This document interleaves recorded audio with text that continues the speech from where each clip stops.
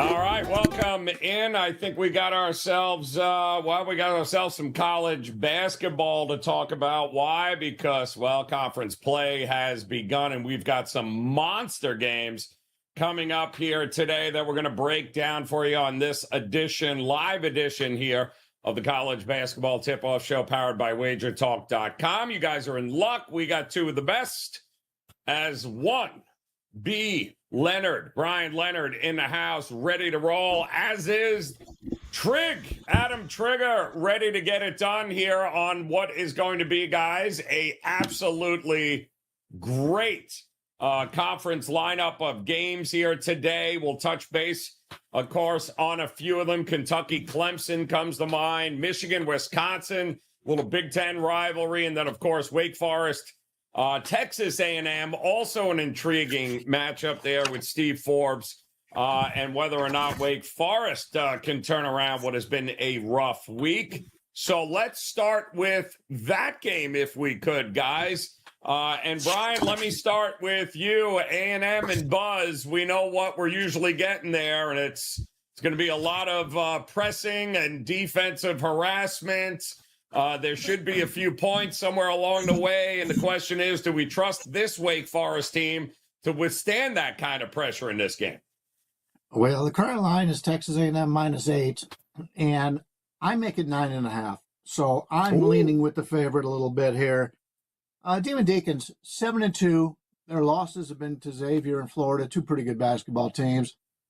They only have two covers on the season. As you kind of alluded to, they haven't gotten off to the kind of start they've wanted. And that's always a concern when you're taking on a quality opposition. Most of the problems for Wake has been offensively.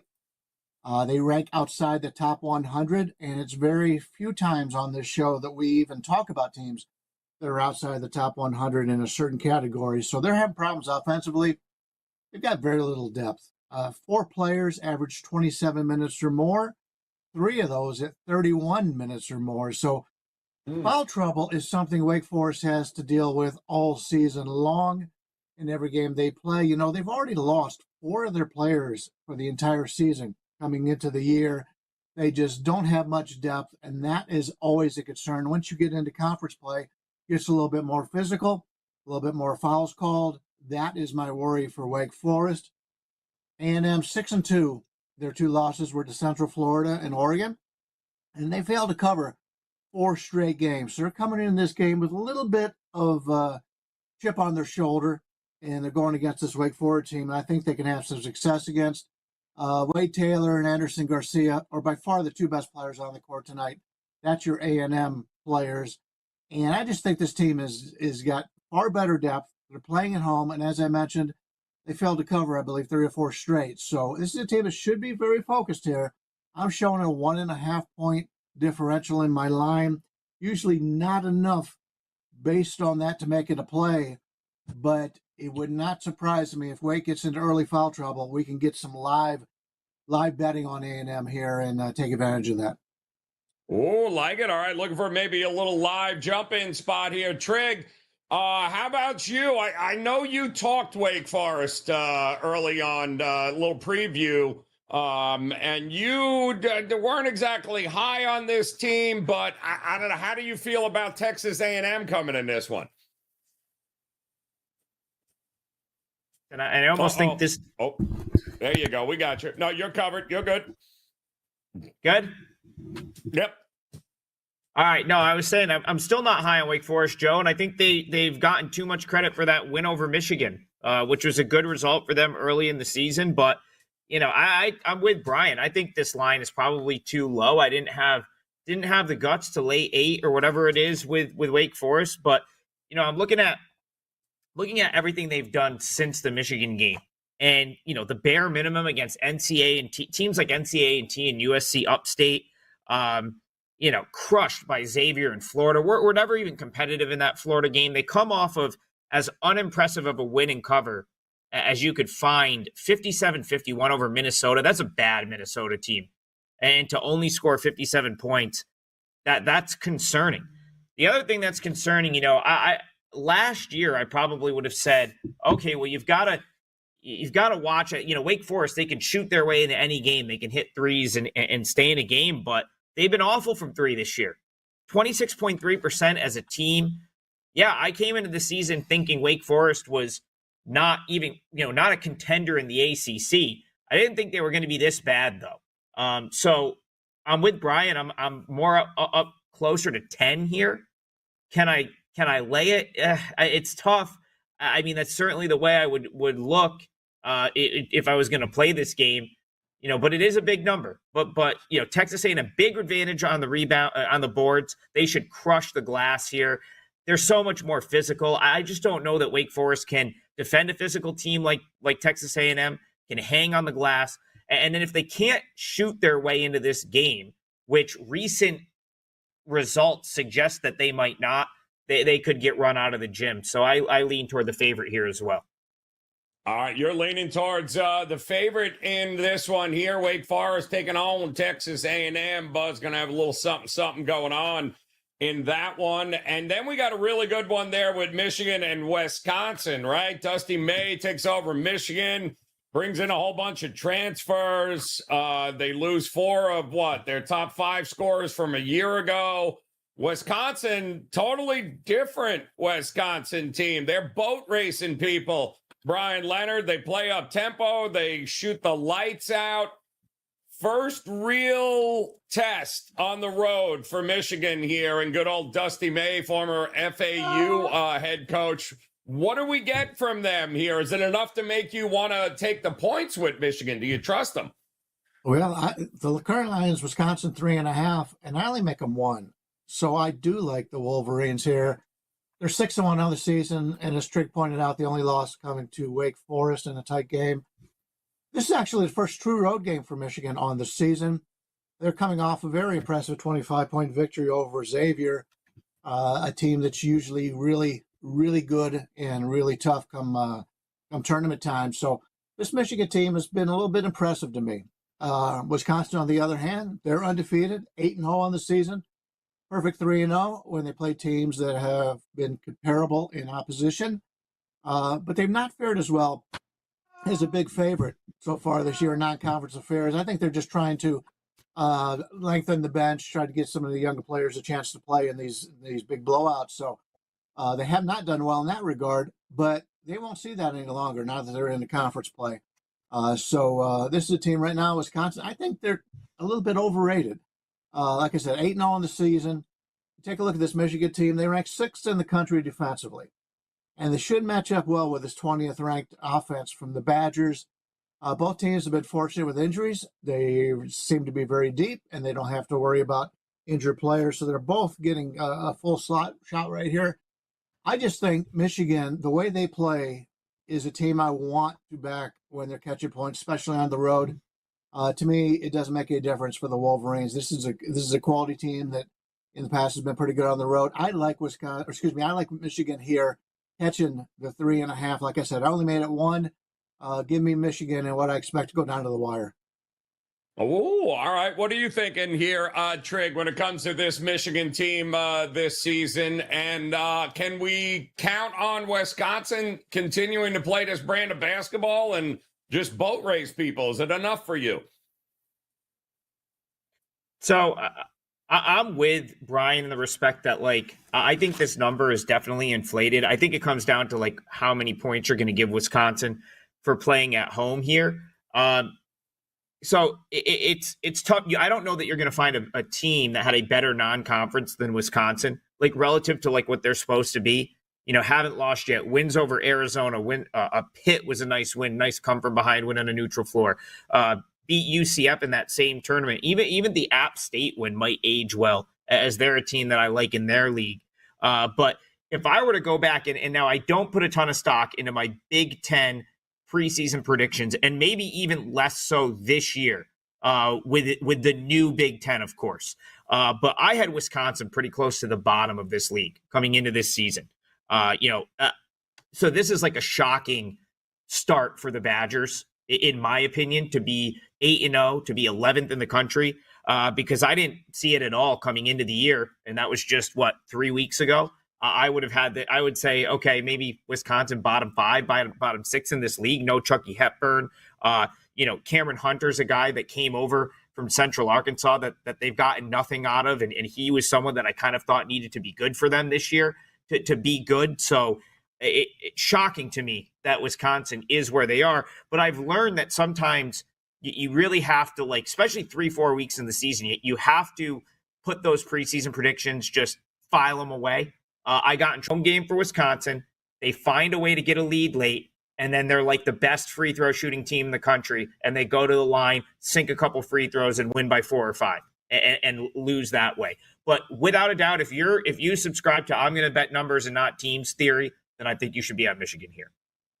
You should definitely be looking at Michigan in this one here. Should be a good one tonight, guys, to kick it off. We got a couple of other pretty good matchups to start conference play here, including Kentucky and Clemson, plus, of course, any of the games on the card here tonight that you in the chat room joining us live here today want to hear what these guys have to say. Drop them in the chat room there, and of course, we'll get to them here at the end. Don't forget, hit that like button. Don't forget to hit that subscribe button and become part of the WagerTalk TV family as we get ready for Clemson at home, taking on Kentucky in what I think should be a very fun and interesting game, given the fact that, Brian Leonard, this will be, without a doubt, the most physical, defensive-oriented team Kentucky has seen thus far. They are getting or laying points on the road at not an easy place to play. I guess we're going to find out how tough and physical this Kentucky team is here, because Clemson, defensively, they're going to push them around here. The question is, do we trust Kentucky to get the win on the road here? What are you thinking? Yeah, it should be a real fun game to watch. Kentucky's currently a 1-point road favorite. That's what I made it in my raw power ratings. This is their first true road game for the 7-0 Wildcats. Also, the second game this season in which they aren't favored by 21 or more points. They've had a very easy schedule thus far, and they've got a neutral game with Gonzaga on deck. They're obviously not going to overlook Clemson, but we find out against Clemson and Gonzaga what kind of team Kentucky has. I think we can figure it out after this next 2 games. Clemson enters play 7-1, their lone loss being by 13 points at Boise State. And it's a tough trip for anybody to go, especially for a team on the East Coast, to go play in Boise. So you can understand that a little bit. This is the 4th of 6 straight games for the Tigers have faced a similarly talented opponent. So they've played the tougher schedule thus far. They know pretty much what they have. I don't know if we could see that out of Kentucky as of yet. Clemson on the season, they've got wins over San Francisco and Penn State, 2 pretty good basketball teams. When you take a look at the tempo in this game, this is going to be one of the biggest differences in college basketball. The Wildcats rank 3rd in tempo. They want to get out and run. We've talked in the past about their rebounding abilities. This is a team that's got a lot of athletes on it in Kentucky. Favorite, and we'll find out a lot about Kentucky in this one. Yeah, I'm with you, bro. I agree. I think Trig, same situation here. How much faith do you have Kentucky being physical enough with Mark Pope and company here? Because Clemson, say what you want, they are pretty damn good defensively so far this year, and they're not going to take kindly to Kentucky coming in being a favorite on their own home court, are they? Yeah, and to answer your question, I don't think the physicality is going to really decide this game for Kentucky. I think it's going to be their ability. Physicality is going to really decide this game for Kentucky. I think it's going to be their ability to knock down. So even you look at this Clemson team, they obviously lost guys from last year's Elite 8 team. Brian and I talked about them last week in a game where they played San Francisco, and I'm sure I was certainly kicking myself for not betting that game because everything we said was going to happen happened. But if you go back to that game specifically, San Francisco can't really shoot the 3. Kentucky, this is a Mark Pope Kentucky team, right? His whole deal is shooting the 3. Now, I go back to the last couple of years at BYU, and something that there was definitely a home road dichotomy of sorts with those BYU teams.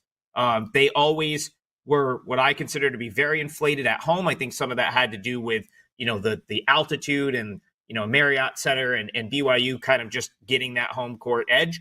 But there were times where they just weren't the same team on the road. Now, is that going to happen to Kentucky? We don't really know yet because they haven't been in this situation yet. And, by no fault of their own, they're a little bit overrated right now. They put up 100 plus on Wright State, on Bucknell, on Jackson State, Georgia State, 97 on a Lipscomb team that doesn't defend at all. The Duke game is interesting because I felt like Duke beat themselves in that game. They kind of were controlling at halftime and just did some things that, credit to Mark Pope, he took advantage of and coached his team to a win in the end of the season. And of course, that Boise State loss, I'm not gonna hold that against them. That's a tough trip to go all the way out and play a true road game at Boise that early in the season. I'm glad to see they did it. We need more of this. I hate MTEs, 3 games in 3 days. Let's get back to playing in our home gym, going and traveling, playing a tough game in November. So maybe they're a little bit more battle tested because of it. Slightly in Clemson, but man, I wouldn't be surprised if Kentucky's knocking down the outside shot and makes things tough for them. That's why I'm not playing it, but I lean Tigers here. All right, you're going to lean Tigers in this one here, and it should be fun to watch it all go down here tonight, early on in the season. And boy, oh boy, we got a lot of games here that I think we're going to be interested in, including we'll go one more DJ special here, Degen special rather, with the late night Washington taking on UCLA. I don't know what it is, Brian. Mick Cronin has figured it out again. I guess 50 is the most points you're going to score against UCLA. So I don't know what he did, but he flipped the switch and got these guys to understand how UCLA and he played basketball. Taking on a Washington team that is not the same Washington team as we've had the last couple of years. It was a very senior-laden team last year. A lot of new faces, a lot of new guys. Do we trust Washington to upend UCLA in this one, or is it strictly an under spot once again with UCLA? Well, the current number is UCLA 11. It opened, I believe, at 13. So money's come in on Washington. And to be honest with you, I don't understand it other than maybe they think it's going to be a lower scoring game. And, obviously the points matter a little bit more there. I made UCLA 13 where it opened. I didn't have any interest originally. Now I'm looking a little bit that way. The Huskies 6-1 on the season. Their loss was at Nevada. Nevada's got a very strong home court. If you ever get a chance to go there, I'd love to go there and see a basketball game. I've heard a lot of good things about it. But it's their only true road game, and then they lost in Nevada. That is a concern when you're going into UCLA. It's one of the teams that has been playing very well so far. The Bruins come in with the same 6-1 mark. They lost a neutral site game against New Mexico earlier. Every other game has been a home contest for UCLA. They've cashed 5 of their last 6 games. They're playing very well. I do have some concerns about them going on the road when you get a little bit deeper into the season. But as of right now, they're playing home. They're playing really well there. They currently have the 4th ranked defense in the country. You talked about the way they play defense. Nobody on this team averages over 25 minutes a game. They go 8 deep with quality players. This is a really good UCLA team. Neither team really excels on the glass, which is really the UCLA weakness in my mind. So I don't think Washington can take advantage of that going on the road, not rebounding UCLA, which puts me on UCLA. Like I said, I don't understand the 2-point move on Washington. I'm going to fade that move, and I'll be on the Bruins tonight. Ooh, going to Bruins here tonight. Like it. What about you, Trig? Mick Cronin, one of your all-time favorites, because you love the first 1 to 50 wins. You love those style games. But what are we thinking here? I mean, wasn't a great UCLA team a year ago. Do you like the team this year here, Trig? Do you trust them to get off to a good start? I mean, 11's a big number. No, I don't trust either of these teams. I will say this. I trust Danny Sprinkle will be good sooner than later. Because that's just what he's done. Like, he's a great coach. Yep. And so he's going to have Washington, in my opinion, ahead of schedule at some point in time. And I also think I know they're not big names, but some of the teams he's beaten so far this year, like the Santa Claras, the Colorado States, even UMass Lowell, is what I consider to be the best team in the America East. He's not like Washington's never going to get credit for wins like that, but those are respectable basketball teams. Whereas this would be my concern with laying a major number with UCLA tonight. They've played absolutely no one. They played New Mexico on a neutral floor. They lost as a favorite, and they really haven't tested themselves even a little bit. I mean, they've basically just had low majors on their home floor. Rider, Boston, Lehigh, Boston University, Lehigh, Cal Fullerton. I mean, they haven't challenged themselves at all. So I don't know how you go. The assumption is UCLA is better this year because it went off the rails so badly last year. And I would agree with that. Like, there's no way they're going to be as bad as they were last year. But to come out and just lay like 12 or 11 and a half or whatever it is at this point with a UCLA team that has really played no one, and the one team that they did play, they lost to, that's a little bit of a concern. I couldn't lay the points, but again, Washington, I'll need to see them against major competition a couple of times before I'm comfortable betting them, but Danny Sprinkle's always been a good bet, so lean Washington for me.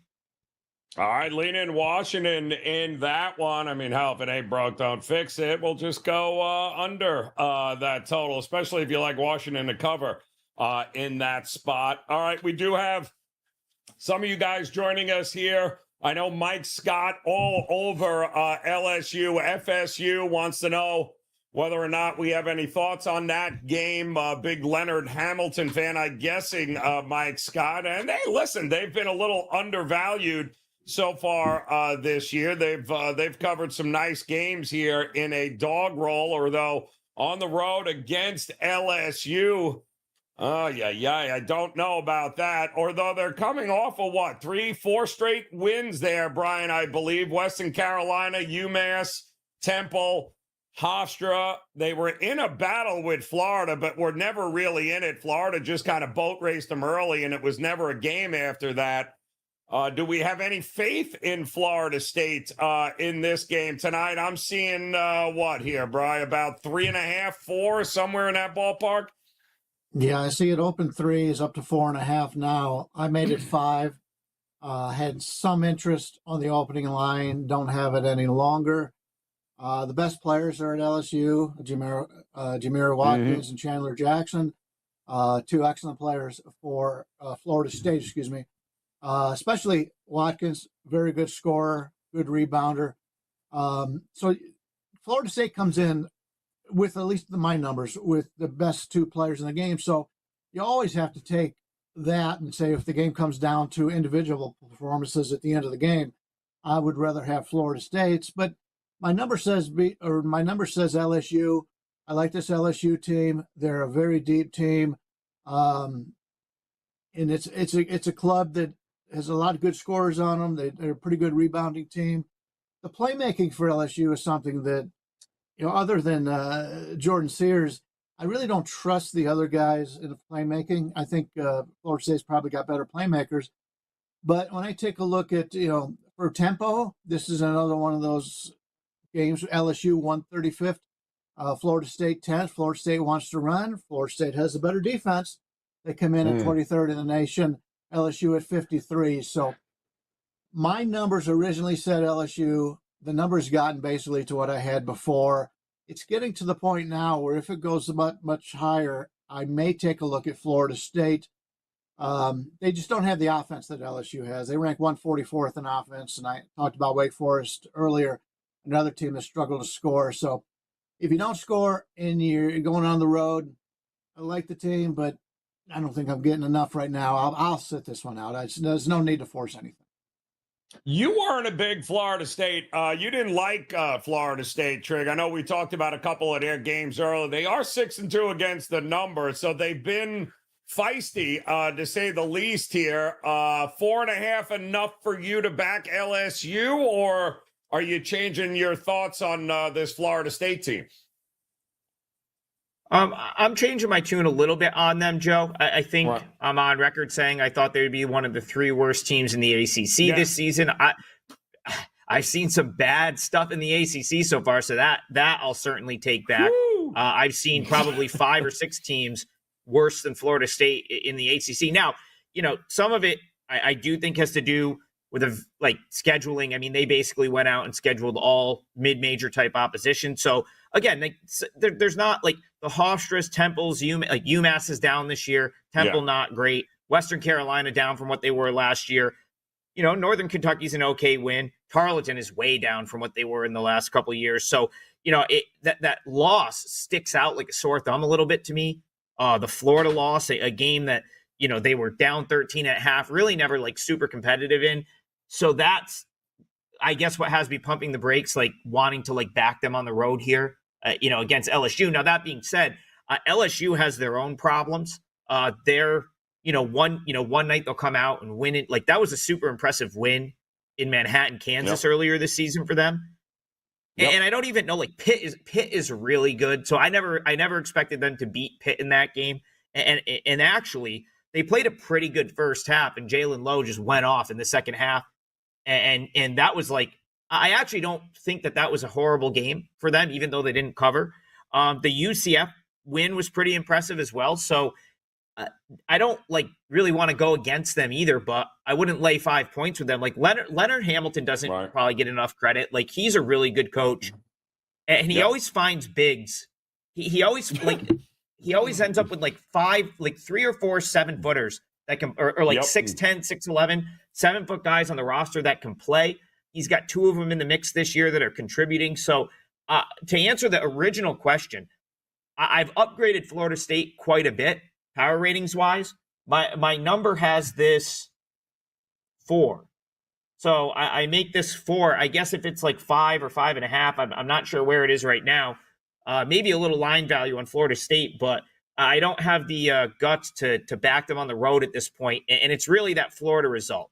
If that Florida result wasn't out there, I think I could get to the window with Florida State here. But that's their one sort of major power conference opposition, and they really weren't close. And that's kind of the concern for me. So a slight lean to Florida State, but not something I'm going to play.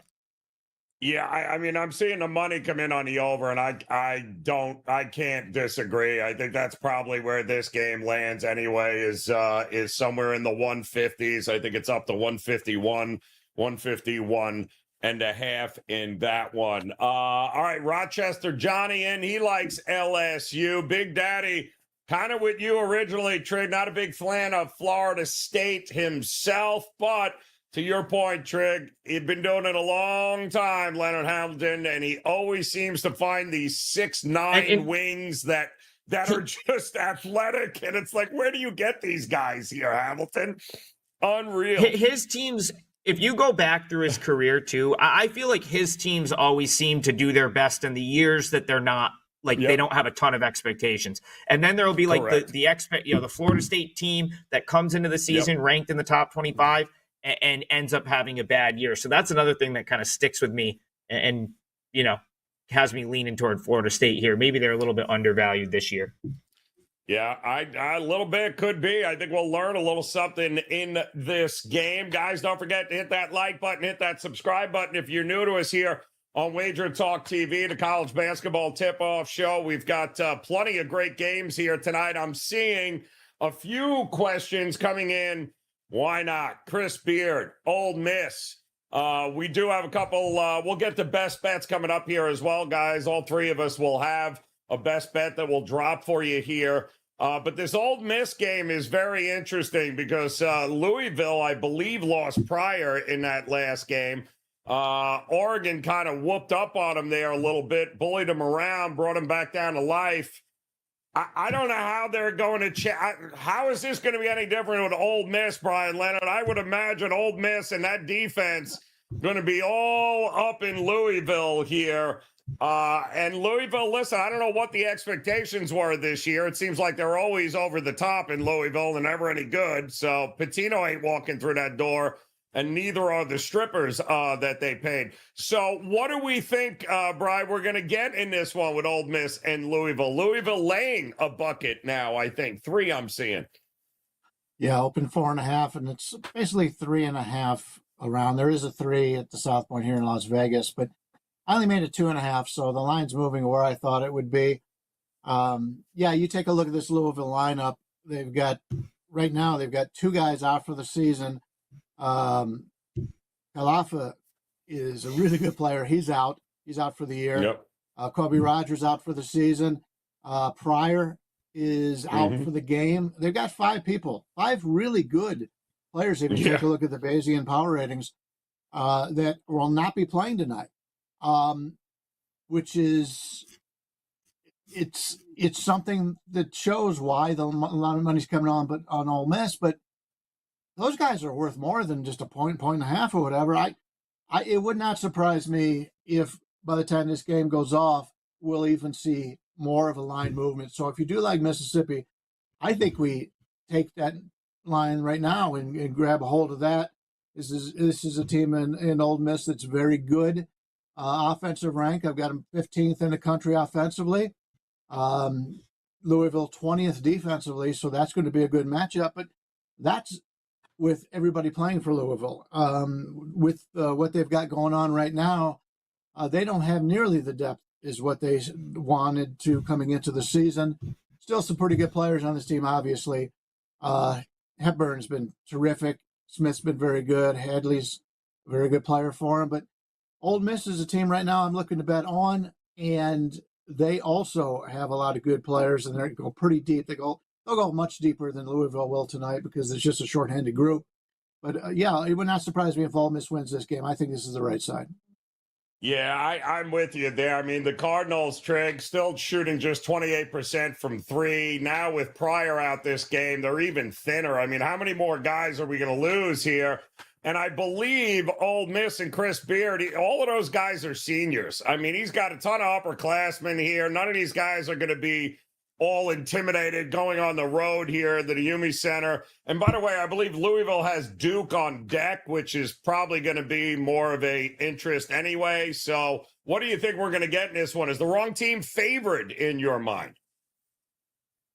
I don't think the wrong team is favored. So here's my thing with Louisville and this team. Like, I think you're going to see the Pryor injury get overblown, but I don't know if I'm willing to say that just yet, because Louisville needed to get a couple of guys out of their rotation. So there's nothing to compare this team to because it's Pat Kelsey in his first year. Right. And if you look at their roster on paper, not one of these guys was there last year. And he brought in about 11 or 12 dudes that can actually play. And you can't have a 12-guy rotation. It just doesn't work. It's something it worked for Fran McCaffrey when he was at Siena, and he could do it in the MAC. And then he went to Iowa. And early in his Iowa days, he was always trying to play 11 guys. And his teams always got better when he got it down to 8, right? 8 right. Guys that he could really go through the rotation. That's sort of what I think Louisville's problem is right now. They need to figure out the 5 that they want to kind of stick to, and then who's going to be the complementary pieces. So even though Kason Pryor is a great player, and it's you look on paper right now, 12 points per game, that's a tough loss. I don't think it's going to kill Louisville long term just because of there's a lot of good players on this roster, and we just don't really know where they all fit in yet. So I'm cautiously optimistic on Louisville because I think Pat Kelsey is a tremendous coach, and I ultimately think that when he figures out his 7 or 8 players and tweaks a couple things, right now, Joe, Louisville 323rd in the country in 3-point shooting, just 28.7%. I don't think that's a talent type thing. I think it's just lack of spacing. The offense just needs to be a little bit tweaked. Shooting outside the top 200 in field goal percentage.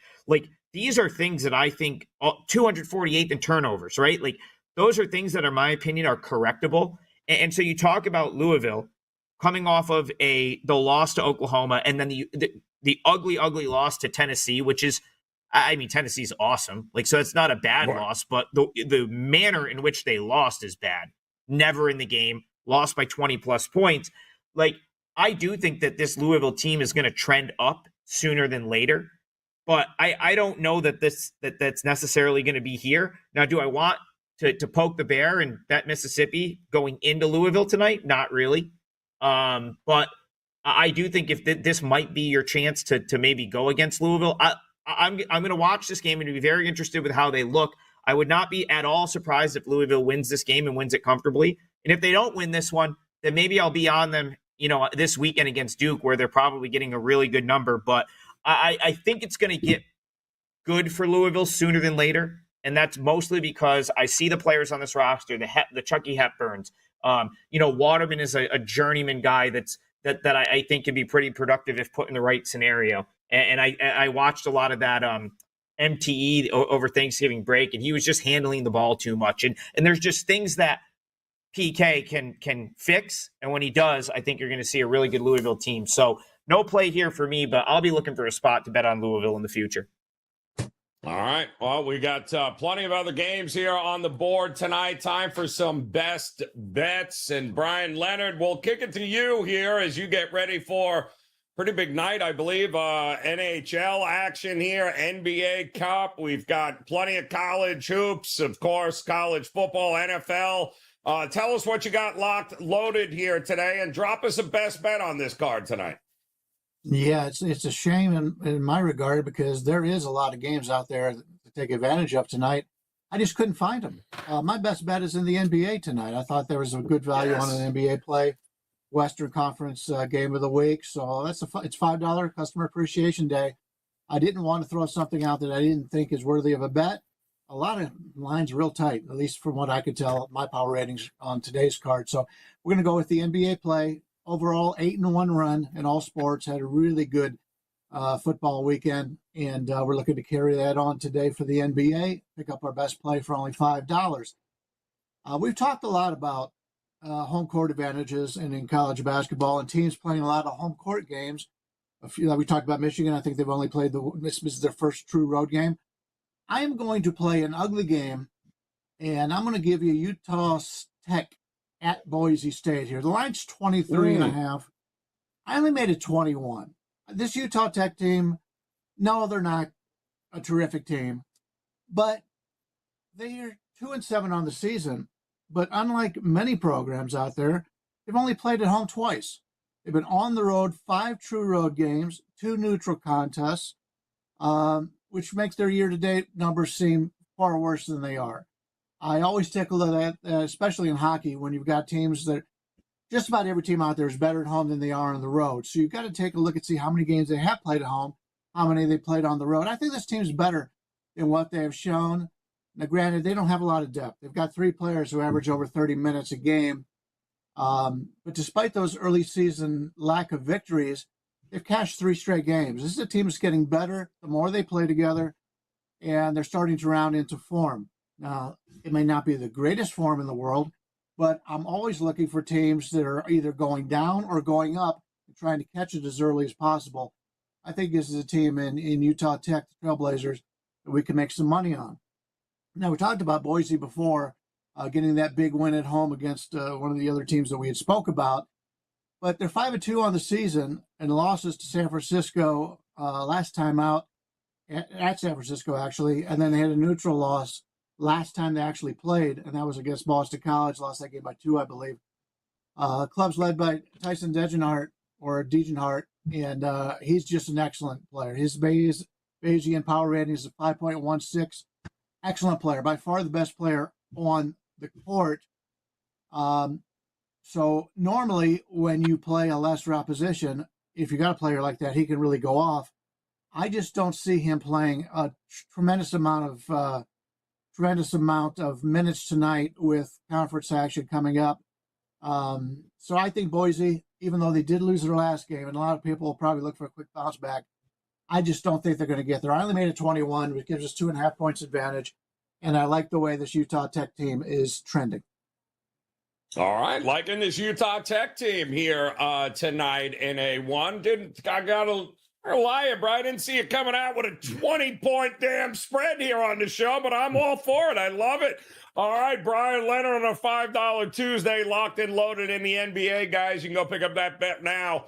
$5 at his page at WagerTalk.com. Trig, no doubt, also locked and loaded at the site here, Trig. And it was brought up in the chat. I think it was Bill, in fact, Bill Sandoval. He's starting. Bill's a consistent viewer of the shows, and we appreciate it. And he says Trig's wearing a Princeton sweater. So does that mean that he's on them here tonight? So Trig, tell the folks what you got on your page at Wager Talk, and tell Bill if he's right or not here. Yeah, they got me figured out at this point. If I it's just my aesthetic at this point. I get to a lot of these places. I got to see Princeton play earlier this year. They are a best bet for me, which I'll talk about in a second. First, it's $5 Tuesday. I have 2 college basketball plays for tonight. One of them is part of the special for $5. The other I'm going to give you on the show here. So it is Princeton. As you can see, I've got the zip up on from when I got to visit Jadwin Gym. Opening night, they played Iona. Tremendous game. And something I really, took away from that game was Princeton really looked a little bit off against physical, athletic guys like that Iona had. And if you've kind of watched them to this point, they haven't been as good as expected, and there's a couple of reasons for that. So, one, my gut told me in that game against Iona that they might have a hard time with Tobin Anderson's full court press and the physical nature of Iona, and they did. 2, they've ended up without Devin Austin, who was a guy that was a part of the, he was a role player on the Sweet 16 team 2 years ago. He was out all of last year. They were supposed to have him for this year, yet he hasn't played at all. I actually don't even know if he's with the team at this point. And then the other guy that's been out for them, or in and out for them, is Jack Scott. It looked like he was going to have to sit the season. He came back, played a couple games, but then he only played. I think he played in the Wright State game, and then not much against Texas State, and then not at all against Portland over the weekend. So that's big. That's a big deal because those are 2 6'6" front court pieces that have really sort of forced or made Princeton a less physical team that's not getting as much on the inside. Now, Caden Pierce is still one of the best players in the Ivy League, 6'7", forward that's, going to be able to make plays on his own. But Princeton hasn't had as much of an interior presence, and it's hurt them against teams like Texas State, who have athletes, Wright State, who's physical, Loyola Chicago's physical, Iona, the Northeastern's got some physical players. Those are the types of games Princeton's been playing. When this team gets into the Ivy League, they're going to dust everyone because no one in the Ivy is physical like that. And the reason that this matchup is so good for them is St. Joe's just plays a zone and lets you take threes all day. And that's exactly what Princeton is going to benefit from here, because Princeton Mitch Henderson is as good of a coach as you're going to find in college basketball. Again, Joe, we've talked about it. Like, these guys don't leave these Ivy schools. I'm not sure why. Yep. I'm sure it's some deep state stuff, but they have all of these coaches stay for 20 years. You have to. We need to do a whole case study on why every Ivy League coach never leaves, because they've all been there forever. Yep. Mitch Henderson's in his 12th year, as good of a coach as you're going to find. He's going to space this team out. He's going to space out this zone is going to let him get looks for guys like Xavier Lee, Dylan Davis. I really think they're just going to shoot the lights out. And St. Joe's is really kind of like hit or miss because it's all guards. And as good as those guards are, I mean, they have, they don't have Lynn Greer this year, but they've got some stud guards, Eric Reynolds, Xavier Brown, the kid from Rutgers, like some really good guard play on the St. Joe's team. They don't defend particularly well, and they haven't got much on the inside. And also, with guys like Klasic going to Albany to get more playing time, and Essendoko transferring over to Providence, they don't have quite the rim defense that they had last year. That was really the reason that they kind of made their little run toward the end of the season. Good defense, and then letting guys like Greer and Reynolds just go out and make plays. So I don't like St. Joe's as a favorite. That's not the type of team I want as a favorite, and I certainly don't want St. Joe's against a team that really needs to shoot the three, because they're going to let Princeton shoot the three, and that is a recipe for disaster for St. Joe's. If Lee and Pierce are hitting their shots, Princeton will win this game, and I think they'll win it easily. So you're going to give me 5.5 points under that scenario. Got to take it. I like Princeton. They need a win like this, and I think they get one tonight, but I'm still going to take the points. Plus 5.5, Princeton Tigers, 4% play for me. Woo, getting it done there tonight there with the Princeton Tigers. Bill, very observant of you, my friend, to pick that up with Princeton. All right, I'll throw a best bet out there tonight, guys, too. And value, I think, was the key for Brian Leonard here. And I did see a little bit of value here in backing a team that is 4-4, not going to get a lot of love in the marketplace, but Notre Dame getting 8.5, almost 9 points is probably a bit excessive tonight on the road in Athens, taking on a Georgia team, guys, that is not efficient offensively at all. I would much rather have a Georgia team or any team that I can actually trust to be able to score on a consistent basis in order to be able to win by margin. I like Shrewsbury. I like him as a coach. I like the fact that the three teams that they played in that tournament, guys, they went 0-3 at the Players Era Festival in Vegas, right? But they lost to Rutgers, Houston, and Creighton. Three very, very good teams. They were competitive in both. Shrewsbury will have them fired up, and I do think they are going to be a little undervalued here at the 8.5. So I'll take Notre Dame to keep this thing close, and maybe, who knows, maybe just pull out the outright upset when it's all said and done. $5 Tuesday, guys, right now, WagerTalk.com. Brian Leonard and Trig ready to roll here. Want to send a big shout-out to Big Daddy, of course. Garrett Williams in the house here. Bill Sandoval, Rochester, Johnny, you guys are the best.